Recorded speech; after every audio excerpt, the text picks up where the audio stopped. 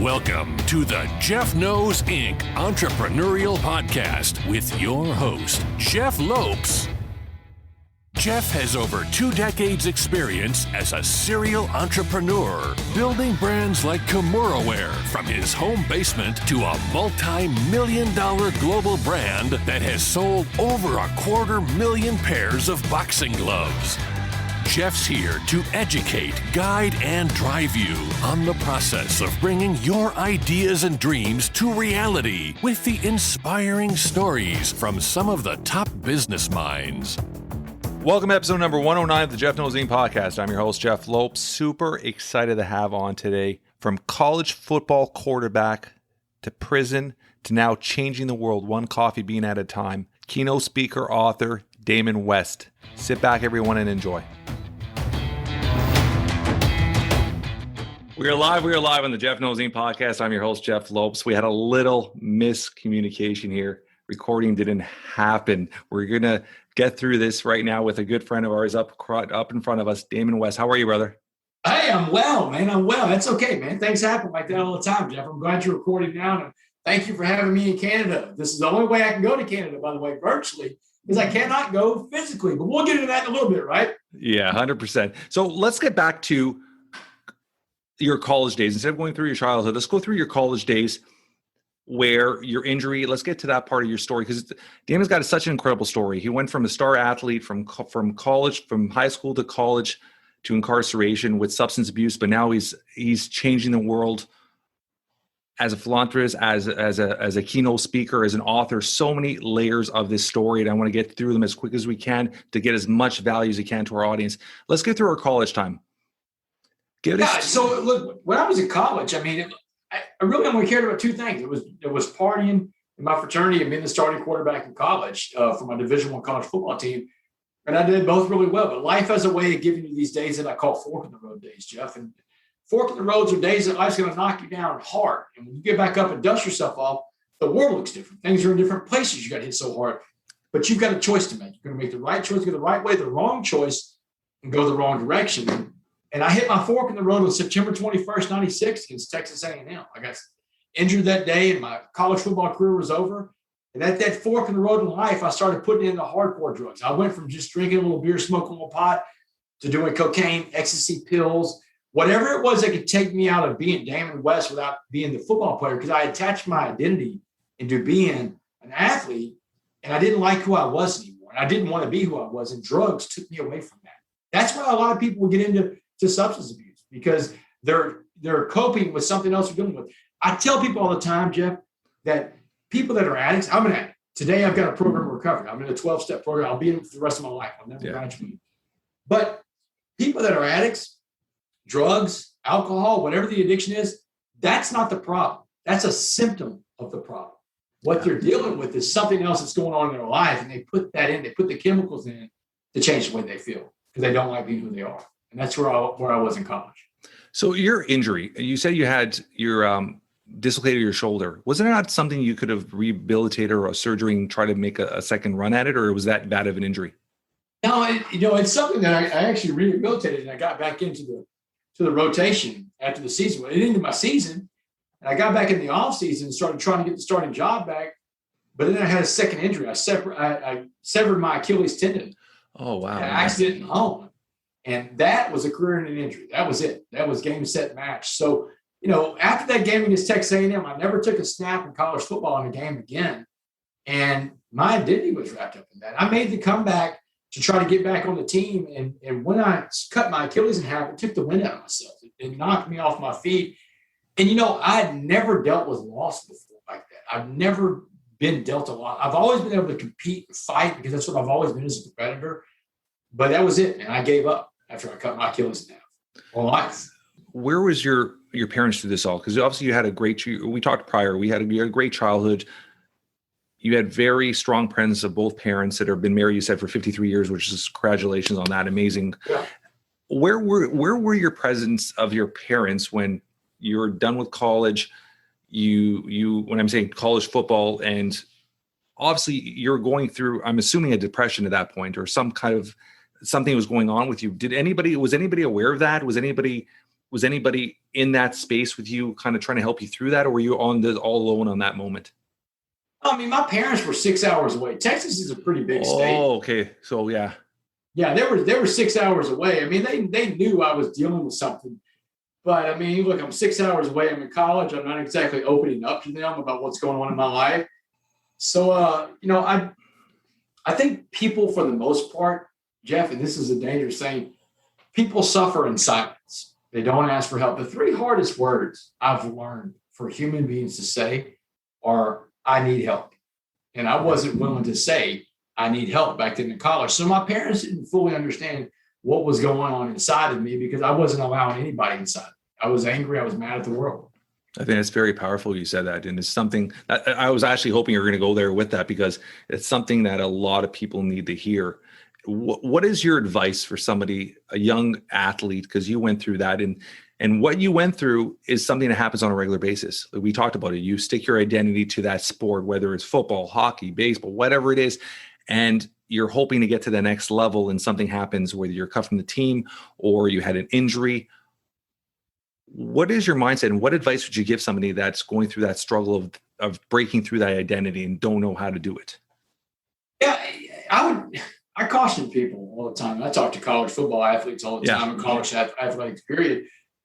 Don't wrap your identity up in this stuff. It's important, but it's not who you are. And whenever you find a program or a coach that makes football, let's just go with football for this example. A coach that makes football the end all be all of why you're at school, that's not a good coach, because you're there at that university with that coach and that team at that time to become a better man. If we're talking about a male sport, to become a better man, to learn how to become a servant leader, to become a better person one day. And these are all things that we can learn through sports. Sports is a medium for that. The reality is your career is going to be over. Most people's career is going to be over at the end of college if they got into college to play football. Most people don't go pro. Most people don't even get to go to college and continue their football career. So I encourage young people to find out what it is that they're passionate about in life. Find ways that you enjoy serving other people, servant leadership. This is one of the things that I wish I'd have put my focus in, because I had such a drive to succeed at football, but I never had a drive to succeed at life and being a servant leader. I have that today, but I had to go through a lot to get here. So with the drug abuse, when did it actually elevate to the next level where you were like, okay, this is getting somewhat out of control?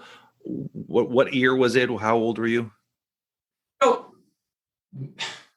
2004. I was back in Dallas training to be a stockbroker with UBS, one of the biggest banks in the world. And another broker introduced me to methamphetamine one day.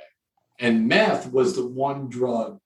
And I tell people all the time, man, meth is the most evil, most destructive, most addictive thing I've ever touched in my life. Man, this stuff is made in a lab. It's made to get you hooked. And it got me. And man, I gave everything away for that drug. And that's what addicts do, Jeff. We give everything away. No one steals anything from an addict. I mean, you want my job, you want my car, you want my home, you can have it. And that's it. Because I'm an addict. And all I care about is getting high. Addicts have a three-part thought process. We have a thought. Let's say the thought is getting high or using or drinking. We obsess over that thought. And then eventually we make that become physical. We put it in. We think, we obsess, it becomes physical. That's the mindset of an addict. And that was me back then. All I cared about was putting in, getting more drugs. And, meth is one of those drugs that you give everything away for it. I was homeless within a year the first time I tried meth and living on the streets of Dallas. Went from working on Wall Street to living on the streets. And it was one day whenever I was in the middle of all the crime, because I started committing crimes to fund my addiction, breaking into storage units, breaking into cars, and eventually breaking into people's homes, home burglaries. Man, I went into people's homes without their permission. I didn't just steal property, Jeff. I stole people's sense of security. I was a bad guy. And it was one of these days I remember scrolling through my cell phone at the time that I had, and I'm looking at my phone, and I'm looking at the phone book in my phone, the contact list, and I'm thinking to myself, damn, dude, you had, senators, congressmen, bankers, lawyers, doctors, pillars of society were in my phone at one time, and I had access to that world. And now my phone is full of drug dealers, hustlers, criminals, thieves, all these different prostitutes. Just all kinds of different stuff that you see these people in the drug world, they're all in your phone. And it's like, man, that's what you've become. You are what your contact list looks like in your phone. And I'm looking at my phone and I'm like, man, Damon, what happened to you? But I'm so far gone in the dope world and I can't pull myself out of it. Nothing is going to pull me out of that if it takes me doing it, because I don't want to leave that. All I want to do is get high, Jeff. That gentleman that introduced you to that in Wall Street, do you at all keep in contact? Do you ever know whatever happened to him? I don't know whatever happened to him. I've never tried to look him up. Honestly, I don't care. I don't hold it against him for doing it. No, not that way. I mean, just to see if he had an opportunity to clean himself up too, and if he where his life is at this point. Yeah, no, I don't. It's a chapter you closed.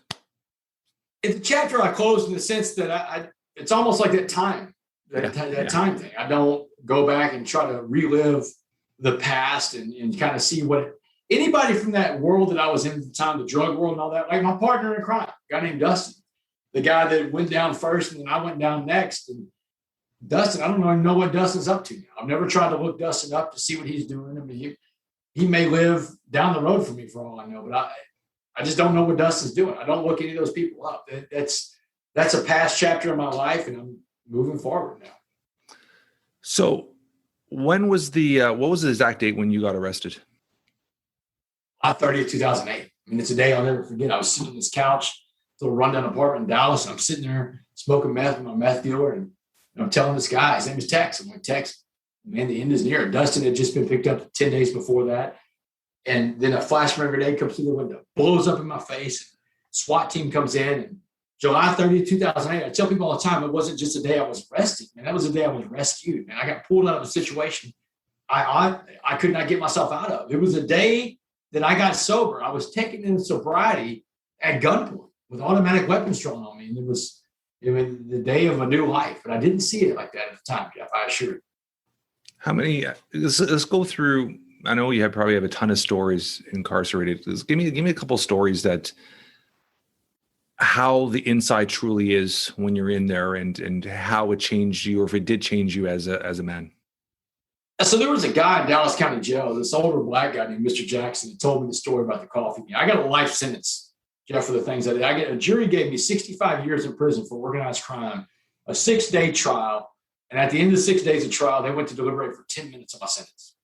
10 minutes is nothing, man. I don't know how much Law and Order you watch, but if a jury's gone for 10 minutes, they smoked you. Yeah. And I'm out back in my pod in Dallas County Jail waiting to be shipped off to prison, and everybody's telling me how to get into a gang. You can't survive without a gang. And so there was this one guy, though, Mr. Jackson, that shares with me the story of the coffee bean. And he takes prison as a pot of boiling water. And he said, we're going to put 3 things in the pot of boiling water: a carrot, an egg, and a coffee bean. And he goes through the progression. The carrot turns soft and mushy and sad and weak in a pot of boiling water. He said that happens to people in prison. You don't want to be the carrot, though. And he said the egg will turn hard in a pot of boiling water. And it's with people that go into prison, they become angry and bitter and just disassociated with everybody else. And he said that's the natural progression of a human being in that environment, is to become the egg. But the coffee bean, he said, changes the water to coffee. He said, because the power was inside the coffee bean. And he tells me, just like the power is inside you. So he's telling me, if you're going to survive prison and not get into a gang and not become part of the institution, you have to be like the coffee bean and change the institution around you, change the water. And he told me, though, it's not going to be easy. He said, when you get to prison, the white gangs are coming after you first. You have to fight them all. The Aryan Brotherhood, the Aryan Circle, the White Knights, the Woods. Then it's going to be the black gangs, the Crips, the Bloods, the Gangster Disciples, Mandingo Warriors. He said, you have to fight them all. But he said, if you survive all that, and you can't survive all that, you will earn the right to walk alone.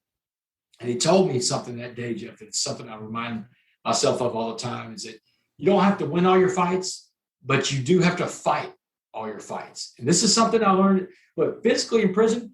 And I went to prison and I got my butt kicked all over that place. I probably got 3 dozen fights and I lost 75% of those fights. But I won because I kept showing up. You couldn't keep me down. And if you challenged me, I'd go out there and do it. And that's what life is. Life some days, you're going to wake up and hey, life's about to kick my butt today, but you've got to go. You've got to show up every day in life. It's literally and figuratively, you have to fight all your fights. And it took me 2 weeks to get to the white gangs. Then I'm fighting the black gangs. Then I ended up on the basketball court in the rec yard of the Life Students Building, the most segregated place in prison, because everything in prison was about race. That's what Jackson told me it would be. So I ended up on the basketball court where no white guys are allowed in the basketball court. And I get myself in a basketball game one Monday morning, Jeff, and I got to play basketball every day after that. For the next 6 days, I'm playing the most brutal basketball, hockey, and football combined.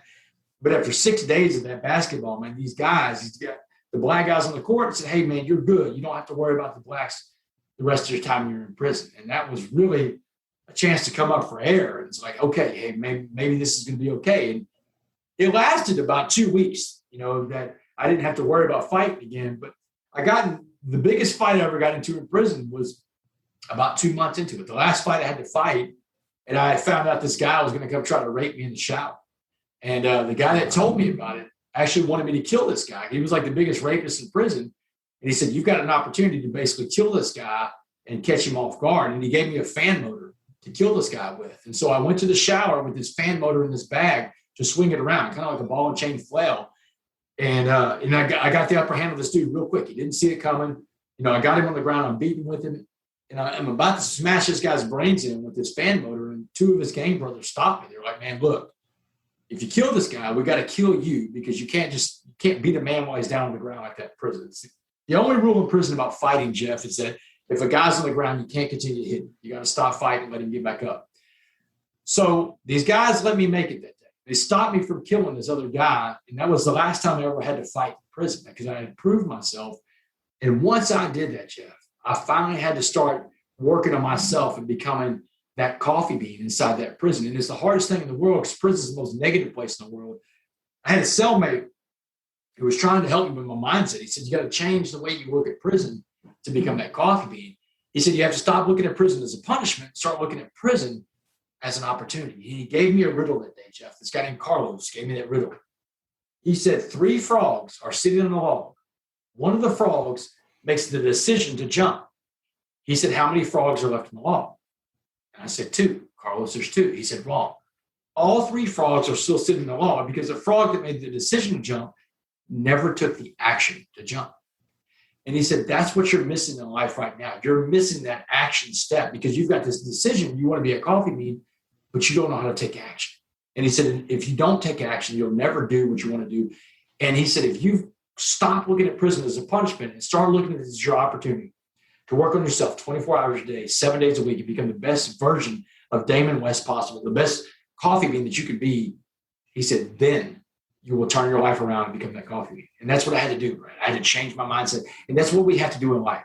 Change the way we see the outcome, change the way we see the problem. That's such a powerful little metaphor with the frog. I mean, it's crazy. Something simple like that, it is very powerful. So what was your next steps? Let's speed through this because there's other things I want to talk to you about, but what was your next steps in prison? Educating yourself, reading, what were your steps to become essentially the coffee bean? So, there's 5 things, man. I tell people all the time. The first rule about being a coffee bean is having positive body language, man, because your body language is powerful, man. Your smile, people read your body language for cues. You smile, people smile back, man. I disarmed entire rooms in there by just having a smile. And the smile says, hey, man, you're not going to break me. You can't break. Life's going to be hard, but I get that, man. And your smile changes everything. So the first rule about being a coffee bean was having positive body language. The second rule was about working out on myself every day in 3 areas: spiritually, mentally, and physically. That's really saying, hey, look, I'm going to become a complete person. I was locked up with guys, Jeff, they could play in the NBA or the NFL. These guys were massive physical people.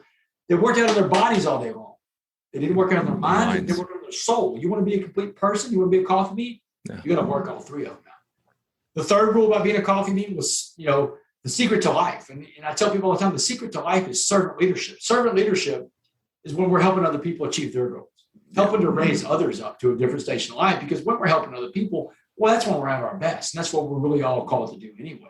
The fourth rule about being a coffee bean was understanding that I only really control 4 things in life. I alluded to this earlier. The 4 things I control, the same 4 things you control, are all between my ears, so between your ears too.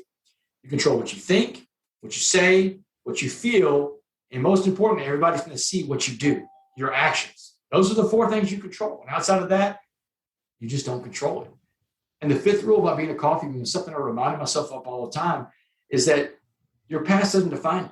Jeff, if my past defined me, you wouldn't be sitting on this call, this Zoom right now, this podcast with a guy that, a former felon from a Texas prison. But it is because our past is our lesson. The present today is a gift, and the future is your motivation. You got to find the right stuff to motivate yourself with it. We talked about that earlier. Motivate yourself with things that are of this, things that you can become whole with, things that are not of this world.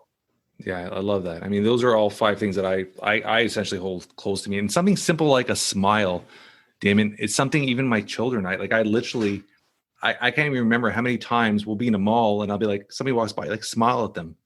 And it's so powerful when you just walk down the street and smile at somebody and get their instant reaction.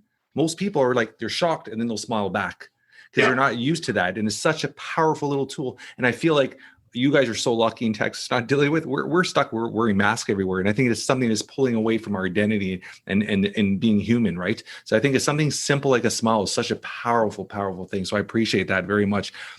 When was the date you got out of prison? And let's talk about that. November 16th, 2015. Yeah, do you have all these dates and tattooed on yourself? There's such powerful dates in your head, right? Yeah, they're big dates. I mean, these dates is, like I said, your life's going to be made up of these days called fork in the road days. These are fork in the road, man. These are days that your life changed. November 16th, 2015, I walk out of prison. Not necessarily a completely free man because I'm on parole for the rest of my life, which means I have a parole. So I check in every month. I pay in a cup. I pay a fine. I'll do that until 2073. That's when I get off parole. 2073. I'm on supervised release until then. But, I walked out of prison with another opportunity at life. And this is the time thing we talked about. I lost all that time and it couldn't be replaced. But what am I going to do going forward, man? And I have not slowed down since. But I've allowed myself to be a more complete human being because I have a program of recovery today. The program of recovery is so important for an addict because every addict that has an addiction needs a program of recovery because a program of recovery gives you tools to live a normal life with. And today, because I have a program of recovery, because I can work a self-inventory, Jeff, I can look at myself and say, hey, where was I wrong that I owe people an apology? Was I a good person today? What did I do to put back in the stream of life? And hey, by the way, do I need to forgive somebody? Because here's the deal. One of the things in life that really haunts us and holds us back is resentments. When you have a resentment inside of you, man, you're carrying something around that's so poisonous and toxic, it eats you up from the inside out. And the opposite of resentment is forgiveness. And if I can find a way every single day, at the end of the day when I'm doing a personal inventory, because my recovery program teaches me that I have to do a personal inventory every day, that means I won't take that baggage with me into the next day. Yeah. If I have a resentment against somebody, I'm laying in bed at night, I'm talking to my higher power, I'm letting it go. I'm not taking that with me to the next day because that's poison. Resentment is like drinking poison and hoping the other person dies. But my program of recovery has allowed me to do things like be in a relationship because a relationship is not just about me. It's about another person. And in my life, being an addict, addiction is a very selfish thing. I've been a very selfish person all my life. And it wasn't until in my 40s when I got out of prison that I was finally able to have a mature adult relationship. And now, I'm a husband, I'm a stepfather. I have these roles that I play in life that are important to me. But as I told you before, I don't identify myself with being, solely a husband or solely a stepfather, because these are things that can be taken away from me, man. I identify myself with being a servant leader. I tell people all the time, there's 3 things that I really put forward in my identity. It's my faith, my ability to serve other people, and the relationships I've built along the way, because that's kind of stuff that can build me into being a better person because I'm living for the opportunity to serve other people. And it's really what it's about. If you were to describe the meaning of your wife now, what does she mean to you? My wife? Your wife, yeah. Your wife. My wife, she's half of me. I mean, she's literally it's like meeting your soulmate, meeting someone that completes you. Where did you guys meet? Where'd you guys meet? We met through a friend. A friend of ours introduced us to each other. It's one of those deals. Dating for me wasn't a lot of fun coming out of prison. Guys get out of prison, the first thing they want to do is find a girl they want to hook up. And look, man, I get it, man. I was locked up for almost a decade. I get it. Yeah. But I'm on parole the rest of my life. And I've got this idea that I want to be this coffee bean. I want to go out and impact people in a positive way. I've got to be very selective in the dating process. I can't just jump into a relationship with someone without getting to know them. Because look, here's the deal. Here's the reality. A guy that's on parole the rest of his life, you get into a relationship with a woman that says, hey, you it's not working out. You want to break up. She says, hey, if you break up with me, I'm going to call the cops. Man, that's not just a bad day. That changes your entire life. You can't have the cops called on you. No, yeah, of course. So I didn't spend a lot of time dating. It was just a chance encounter, and a friend introduced us to each other, and we kind of slowly walked into the relationship. And I go talking to prisons all over America. Yeah. And there's always a man or woman in the crowd when I'm done. Because I go to men's and women's prisons. Then I'll point to my wedding ring when I get done. They're like, hey, all the amazing things you've got to do, Damon. How did you do that? How did you find someone that would love you after all the things you did wrong? Because that's what they want to. That's what we all want to do as human beings. Human beings have this inherent need to want to belong and be loved. That's what we are at the core of being. Humans don't want to hate each other because of colors and all this other stuff that you see on TV that divides people. People don't want to do that. They get into that because of fear. Fear makes you see things that aren't real. But that's what these inmates want to know. How did you do that? How did you find someone that would love you again? And that was the thing that when I got out of prison, I had this fear that I would never find a relationship like that. Who's going to want me after all the things I've done wrong and all the baggage that I carry around? But I did find that person, or that person found me. The way the universe works. I was going to say, you weren't looking for it. That's what makes it so magical, right? Right. I mean, so I found it. I found a family. Her family loves me. They've taken me in. There's all these fears that I had in my head about what the reality was going to be never came to fruition because I stopped trying to control the situation. That stuff is outside of our control. We can't try to control that. It has to happen around you. When did you start the mindset of, obviously you're on your third book or your fourth book now? Just finished the third book and getting ready to write the fourth book. Yeah, I remember we were talking about this prior. So when did you write your first book, and when did you feel your story needed to be told on that level? Wrote my first book, The Change Agent. It came out in March of 2019, but really I started writing when I was in prison. It was a prison. So you did. I was going to ask you that. So you did do that, huh? Yeah, it was a diary I kept in prison. A buddy of mine was like, "Hey man, I got out of prison." A real good friend of mine named Jeff was like, "Hey man, you still got that diary you kept?" I was like, "Yeah." So he's like, "Hey, send me some of that diary. I like to read it." So I sent it to him. He gave it to. He was living in Manhattan. He sent it to a friend of his that was a literary agent. The literary agent gets in touch with me. He says, "Hey, where's the rest of this book?" And I'm like, "Man, if it's a book, the best chapters haven't been written yet. Give me some time to live some life and write better chapters." And I did. And once I got to a point in life where I felt like the book was ready to be submitted, we submitted the manuscript, and it got published by a division of Simon & Schuster, and that was it. Man, I've never considered myself to be a writer, but The Change Agent is one of those. I mean, people get in touch with me all over the world, Jeff. They're like, "Man, I got a hold of your book," and it's just one of those books that's like, wow. But that was the first book I ever wrote, The Change Agent. And when is your third book? When are you hoping for it to be released? So I got The Change Agent done. The Coffee Bean was later on that year, in 2019, and it's still a bestseller. The Coffee Bean with John Gordon. And John and I did The Coffee Bean for Kids, and right now we're working on a book called How to Be a Coffee Bean. Just all these different ways, like a prescriptive type book, because people get in touch with me all the time, like, "Hey man, I love this allegory of the carrot, the egg, and the coffee bean, but man, how do I do that? How do I apply that?" So let me put it in a book for you, show you how you apply it. So maybe another year. I see the coffee bean for the kids behind you. Where was the mindset starting that? During the pandemic, John and I were like, "Look, man, this is bad. The kids are at home. We needed some way for them to understand what was going on, that pot of boiled water that they're in." And so we came up with The Coffee Bean for Kids. And in the book, The Coffee Bean for Kids, it was really a chance to write a book and do it in the way that we saw America. So the kids in the book, there's a little black girl in the book. There's a little girl from India in the book. There's a little Hispanic boy in the book. There's a kid that's Asian in the book. I mean, there's a kid that's in a wheelchair in the book. A student with special needs, an autistic boy is in the book. So you've got all these. It's just like it's a giant melting pot in this book of all these kids, because we wanted every kid to see themselves inside this book. So it was really a fun project. How long when did you guys start that? Because obviously there was a pandemic, so it was started and released pretty quickly, I'm assuming. started it in like April, and it was done a few months later. And then you worked with an illustrator. Yeah. And it was released in December. So it was really tight. A time frame on a book, it takes about 18 months to get a book done from when you submit the manuscript to when it goes into print. So 18 months is about the normal time frame from a book. But John's got this method of writing books and getting them out. He cranks them out quick, man. He is just dynamic as a person. Where did you meet John Gordon? Through a guy named Dabo Swinney, the head coach at Clemson University.